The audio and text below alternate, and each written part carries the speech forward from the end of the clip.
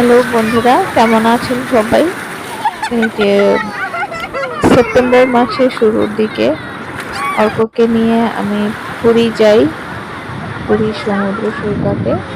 ও প্রথমটায় খুব ভয় পাচ্ছিল,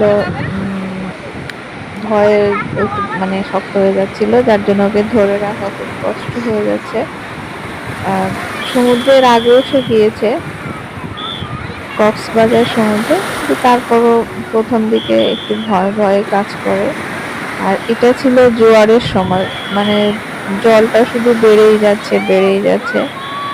তো ওকেও ধরতে হচ্ছে, আবার সমুদ্রের ঢেউ সামাল দিতে হচ্ছে। তো যাই হোক, ওকে আমি চাচ্ছিলাম যে ও একটু সমুদ্রের ঢেউয়ের অনুভূতিটা নিক, যে কেমন লাগে। তো এই যে পড়েই যাচ্ছে, ও ভয়ের চোটে পড়ে যাচ্ছে। আর এদিক দিয়ে সমুদ্রে আরো বড় বড় ঢেউ এসে আমাদেরকে ভাসিয়ে নিয়ে যাচ্ছে। তো একটা পর্যায়ে পড়েই যায়, পরে আমি ধরে রাখতে পারিনি। পরে গার্ড এসে গেছিল। তো আমাদেরকে অসুবিধা হয়নি, কারণ জোয়ারের জলে খুব একটা অসুবিধা হয় না। তো শক্ত থাকলে আর পড়ে যেত না যদি ভয় না পেত। তো ভয় পাওয়াতেই পড়ে গেল।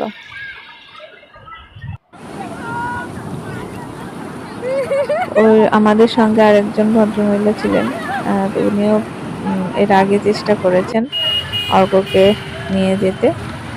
তো এরপর আমরা পুরীতে জগন্নাথ মন্দির দেখতে যাই।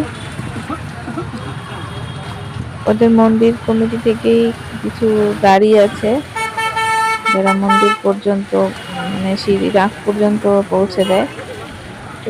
সেই গাড়িতে করে অর্ককে নিয়ে গেলাম। যে আর ঢোকার আগেই সব মোবাইল, ক্যামেরা, টাকা পয়সা, ব্যাগ সব ভেতর দোকানে জমা করে যেতে হয়। সেগুলো সঙ্গে নিয়ে যাওয়া যায় না, তাই মন্দিরের ভেতরের ছবি আর আমরা তুলতে পারিনি।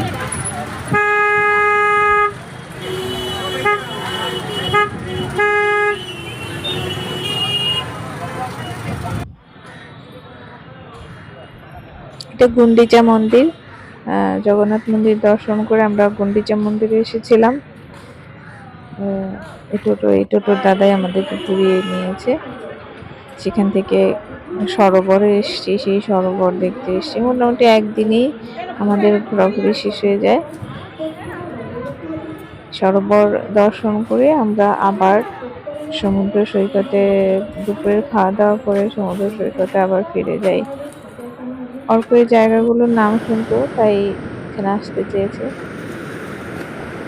এই যে বিকেলবেলা, এটা ভাটার সময় এখানে, তখন আবার পুরীর শহরটাই তো পুরো সব দিক থেকে সমুদ্র। অন্য আরেকটি জায়গায় এসেছি, সেটাও সমুদ্রের তীরে। সেখানে কিছুক্ষণ থেকে সমুদ্রের ঢেউ দেখলাম,